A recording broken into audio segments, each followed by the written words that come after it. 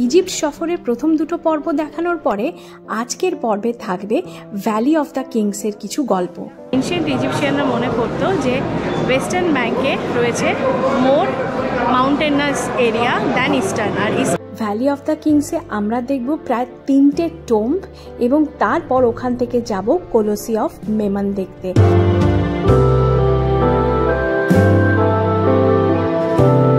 ঠিক এর আগের এপিসোডে আমরা কায়রো থেকে লাক্সার এসে পৌঁছেছি সকাল এই ধরো 9টা নাগাদ।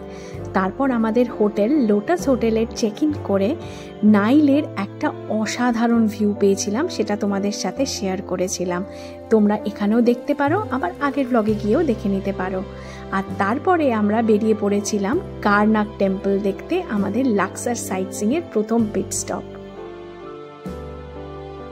এনশিয়েন্ট ইজিপ্টের যত কটা টেম্পল রয়েছে তার মধ্যে কারনাক টেম্পল ছিল সব থেকে বড়।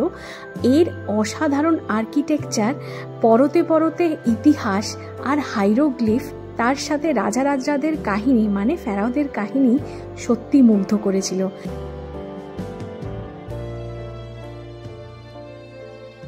কারনাক টেম্পলের প্রতি মুগ্ধ হয়ে আমরা এগিয়ে চললাম কুইন ফেরাও হাতশেপসুটের টেম্পল দেখতে। খুব ইউনিক একটা আর্কিটেকচারের জন্য এটি প্রসিদ্ধ। ডিটেল ট্রিপ কিন্তু পেয়ে যাবে লাক্সার পার্ট 1-এর ব্লগে। তো আজকে আমাদের গন্তব্য হচ্ছে বিখ্যাত ভ্যালি অফ দ্য কিংস। হাতশেপসুট দেখে আমরা এখন চলে এসেছি। হাতশেপসুট থেকে 10 মিনিট মতন ড্রাইভ করে লাগলো আসতে। সেটা হচ্ছে valley of the kings. Valley of the কিংসের কনসেপ্টটা হচ্ছে এখানে সব ফেরাওদের বাড়ি করা হয়, মানে টোম্ব রয়েছে। এবারে টোম্বগুলো সব রয়েছে নাইলের ওয়েস্টার্ন ব্যাংকে। কেন? তার কারণ হচ্ছে গিয়ে যে এনশিয়েন্ট ইজিপশিয়ানরা মনে করতো যে ওয়েস্টার্ন ব্যাংকে রয়েছে more mountainous area than eastern. আর ইস্টার্নে রয়েছে এগ্রিকালচারাল ল্যান্ড। এবার মাউন্টেনাস এরিয়া যত উঁচু হবে তত ক্লোজার টু দ্য সান হবে। তো সেই কারণে সানের কাছে যাওয়া মানে হচ্ছে গিয়ে যে নেক্সট লাইফের অনেক কাছে চলে যাওয়া। এটা ইজিপশিয়ান একটা এনশিয়েন্ট কনসেপ্ট ছিল। তো সেই কারণে সব টোম্বগুলো থাকতো, মানে আফটার ডেথ ওদেরকে বাড়ি করা হতো ভ্যালি অফ দ্য কিংসে। তো চলো আমরা দেখি জায়গাটা কেমন লাগে। রিভার নাইলের ওয়েস্ট ব্যাংকে অবস্থিত মাউন্টেনাস এরিয়া হলো এই ভ্যালি অফ দ্য কিংস, যেটা বেসিক্যালি ফেরাওদের বারিয়াল গ্রাউন্ড বা কবরস্থান। তো আমি ডিটেলসগুলো স্ক্রিনে দিয়ে দিলাম, আশা করি তোমাদের হেল্পফুল হবে।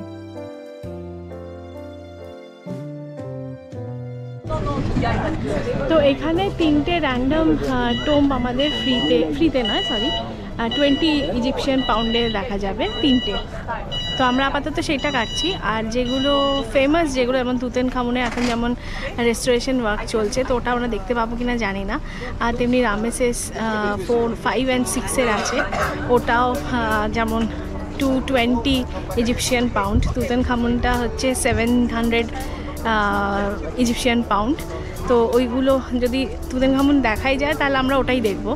আদারওয়াইজ এই 3টে দেখেই আপাতত ভ্যালি অফ দ্য কিংস শেষ করতে হবে। তো চলো এবার আমরা যাব। এখানে আবার ওই আগের হাতশেপসুটের মতনই এখানেও ক্যাব সার্ভিস আছে। তো আমরা ওই ক্যাব সার্ভিসটা নিয়ে ভ্যালি অফ দ্য কিংসে দেখতে যাব। এই ব্যাটারি চালিত কার্ডগুলো কিন্তু ফ্রি অফ কস্ট নয়, আগের ব্লগে বলতে ভুলে গেছিলাম। এগুলো কিন্তু 20 ইজিপি মানে ইজিপশিয়ান পাউন্ড দিয়ে তারপরে আমাদের অ্যাভেল করতে হয়েছিল। আর এই হলো আমাদের টিকিট। এই টিকিটটায় কিন্তু 3টে টোম্বে প্রবেশ করতে আমাদের হেল্প করবে, তাই খুব কেয়ারফুলি রাখতে হবে।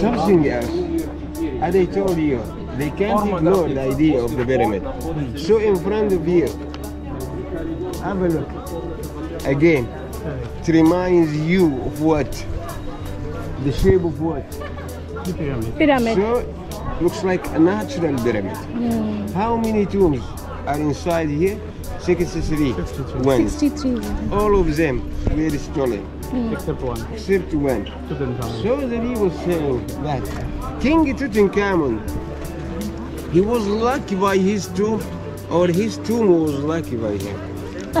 Can you answer? I think both ways. Both ways. Okay, this is a good answer. Diplomatic answer. But let's say that he was lucky by his tomb. Why? Because Ramses II, for example, That pharaoh ruled Egypt for about 67 years. Just sitting on the throne of Egypt for about 67 years. He had more than 150 boys and girls. He was a very strong pharaoh. So imagine if we compare logically the tomb of King Ramses II with the tomb of King Tutankhamun, the young boy who died when he was 19. So which tomb should be more nice? The tomb of King Ramses II. So King Tutankhamun, the most famous tomb, because we found everything Single inside. pieces. By the way, there in Cairo, if you ask your guide there that would like to go to the Egyptian Museum, and I think you will do, We have you seen will it, find the stuff. We have seen it. We Yes. have seen it yesterday. Yes. Mister হোসেইনির কথা সূত্র ধরেই বলি, king তুতেনখামনের tomb king Ramesses the সেকেন্ডের 67 ইয়ার্সের রাজত্বের সমগ্র টোম্বের নিচে চাপা পড়েছিল। তাতে কি হয়েছিল, কিং তুতেনখামনের টোমটা কিন্তু ইনট্যাক্ট রয়ে গেছে, আর তার বেশিরভাগ পার্ট আমরা অলরেডি কায়রো মিউজিয়ামে দেখে নিয়েছি। আর একদম ভেতর অবধি এখানে আমরা যেতে পারলাম না, তার কারণ রেস্টোরেশন ওয়ার্কসের জন্য লিমিটেড টাইমের জন্য টিকিট দিচ্ছিল, আর সেটার সময়সীমা অলরেডি শেষ হয়ে গেছিল বলে আমরা টিকিট, তবে গেটের সামনে অবধি ফটোগ্রাফি করতে দিচ্ছিল। আর এটাই হলো কিং তুতেনখামনের টোম KV62, ঐতিহাসিক মুহূর্ত।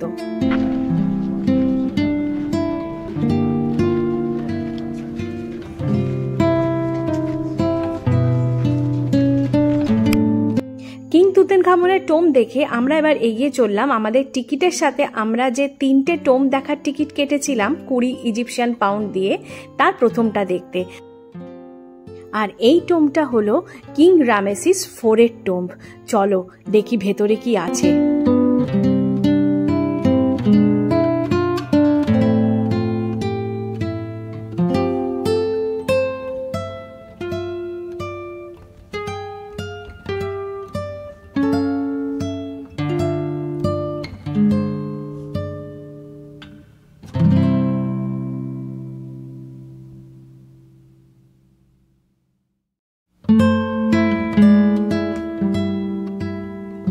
সরু টানেলের মধ্যে দিয়ে, যা দেওয়ালে দেওয়ালে হাইরোগ্লিফে একদম ভরপুর ছিল, সেখান দিয়ে হেঁটে আমরা পৌঁছালাম টোম্বের গর্ভগৃহে। গর্ভগৃহের ভেতরটা জাস্ট দেখো, কি সুন্দর আর্টওয়ার্ক করা। রামেসিস দ্য 4th ছিলেন রামেসিস দ্য 3rd-এর দ্বিতীয় সন্তান। তিনি ছিলেন ইজিপশিয়ান ফার্টিলিটি গড ওসিরিসের পূজারী। বেশি দিন জীবিত ছিলেন না, মাত্র 6.5 বছর তার রাজত্ব ছিল। 1898-এ তার মমি খুঁজে পাওয়া যায়, পরে তাকে ন্যাশনাল মিউজিয়াম অফ ইজিপশিয়ান সিভিলাইজেশনে ট্রান্সফার করা হয়। KV2-তে রামেসিস দ্য 4-এর টোম রয়েছে। তোমরা ভ্যালি অফ দ্য কিংসে গেলে এটা কিন্তু দেখতে পারো।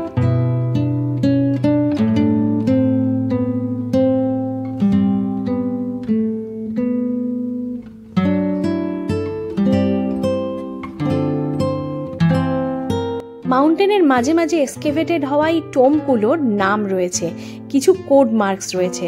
যেমন ভ্যালি অফ দ্য কিংসের গুলো KV দিয়ে স্টার্ট হয়, আর ভ্যালি অফ দ্য কুইন্সের গুলো QV দিয়ে স্টার্ট হয়।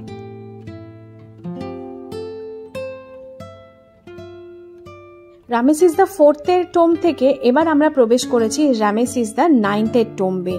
এই টোমটা কিন্তু একটা রয়্যাল টোম, কারণ ভেতরে যে টানেলটার মধ্যে দিয়ে যাচ্ছি সেটা একটা বেশ বড় সড়ো টানেল, যেটা আগেরটার থেকেও বড়। আর চারিদিকের কাজগুলো খুব সুন্দর, হাইরোগ্লিফের যে কাজগুলো আর কি। আর রেস্টোরেশন কাজ চলছে বলে মনে হলো, কারণ চারিদিকে কিন্তু একটা কাঁচের ঘেরাটোপ দিয়ে আটকানো, হিউম্যান ভ্যান্ডালিজমের হাত থেকে রক্ষা করবার জন্য।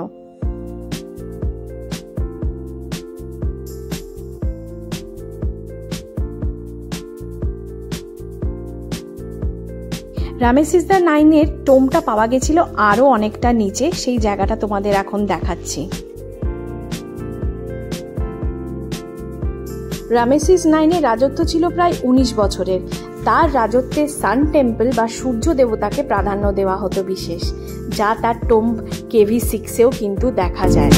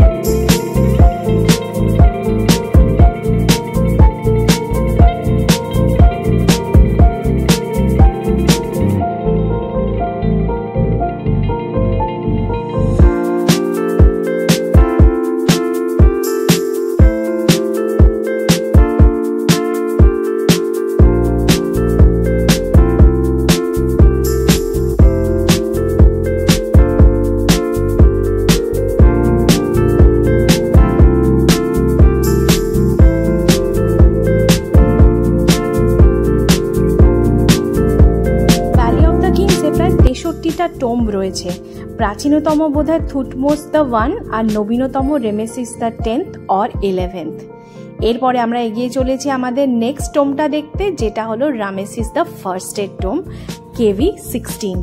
KV16 টোমটা কিন্তু অনেকটা নিচে, যাবার সময়টা বেশ কষ্ট হয়েছে, তার থেকেও কষ্ট হয়েছে বেশি ওঠার সময়টা, কিন্তু টোম্বের কাছে পৌঁছে যা দেখলাম তা দেখে সত্যিই মোহিত হয়ে গেলাম। ইতিহাস বিশ্লেষণ করে জানা যায় রেমেসিস দ্য ফার্স্ট কিন্তু জন্ম থেকে ফেরাও ছিলেন না, তিনি ছিলেন মিলিটারি বংশের একজন সন্তান। 18 ডাইনেস্টির শেষ ফেরাও হরেম হেবের সংস্পর্শে এসে এবং তার ফেভারে তিনি ফেরাও হন। 19 ডাইনেস্টির প্রতিষ্ঠাতা ছিলেন রেমেসিস দ্য 1 আর তার সন্তান সেতি 1 এবং নাতি রেমেসিস দ্য 2nd ছিলেন বিখ্যাত ক্ষমতাশালী ফেরাও। রেমেসিস দ্য ফার্স্টের টোম্বের পাশে ছিল তার পুত্র সেতি 1-এর টোম, মানে KV17। স্ট্রাকচারটা তোমাদের দেখিয়ে দিলাম, কিন্তু এর জন্য প্রবেশ মূল্য দিতে হবে। ভ্যালি অফ দ্য কিংস ঘোরা এখানেই শেষ হলো। এইবারে আমাদের গন্তব্য হলো একটা ছোট্ট স্পট দেখা, সেটা হলো কলোসি অফ মেমন।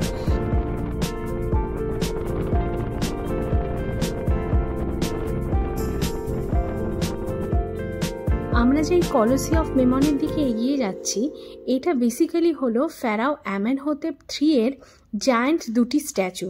এর পেছনেই রয়েছে এনারি মর্চুয়ারি টেম্পলের ধ্বংসাবশেষ। শোনা যায় 107টি রোমান এরার ইনস্ক্রিপশন রয়েছে গ্রিকো ল্যাটিন ভাষায়। এর মধ্যে একটিতে গ্রিক মাইথোলজিক্যাল কিং রাজা মেমানের নাম উল্লেখ আছে, তাই এর নামকরণ হয়েছে কলোসি অফ মেমন, আর entry free of cost. Colossi of Memnon দেখে বেরোতে বেরোতেই হয়ে গেছিল বিকেল প্রায় 4টে, তখনও আমাদের লাঞ্চ হয়নি। সকালবেলা আস্তে আস্তে আর টেস্ট অফ ইন্ডিয়া বলে একটা রেস্টুরেন্ট দেখেছিলাম, তো ভাবলাম ওখানেই আমরা লাঞ্চটা সেরে ফেলি।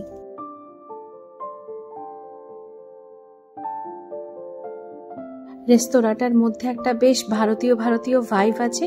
আমরা অর্ডার করেছিলাম চিকেন বিরিয়ানি। চিকেন বিরিয়ানিটা বিরিয়ানির মতন খেতে নয়, অনেকটা চিকেন পোলাওয়ের মতন খেতে। সাথে ছিল রায়তা আর চিকেন কাবাব। মোটের উপর খাবারটা মোটামুটি গোছের ছিল।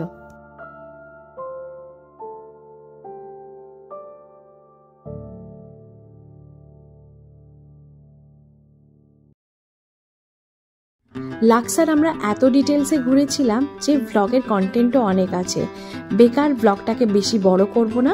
পরবর্তী এবং শেষ পর্ব লাক্সার ট্রিপের থাকবে আগামী পর্বে। সবাই ভালো থেকো, সুস্থ থেকো, আর ব্লগগুলো কেমন লাগছে আমাকে ডেফিনেটলি কমেন্ট সেকশনে জানিও। আর যারা নতুন জয়েন করেছো আমাকে, তারা প্লিজ একটা সাবস্ক্রাইব করে আমার চ্যানেলের পাশে থেকো। চলো আজকের মতন ব্লগটা এখানেই শেষ করি। লাক্সার ট্রিপের পরবর্তী এবং শেষ পর্ব থাকবে আগামী সপ্তাহে।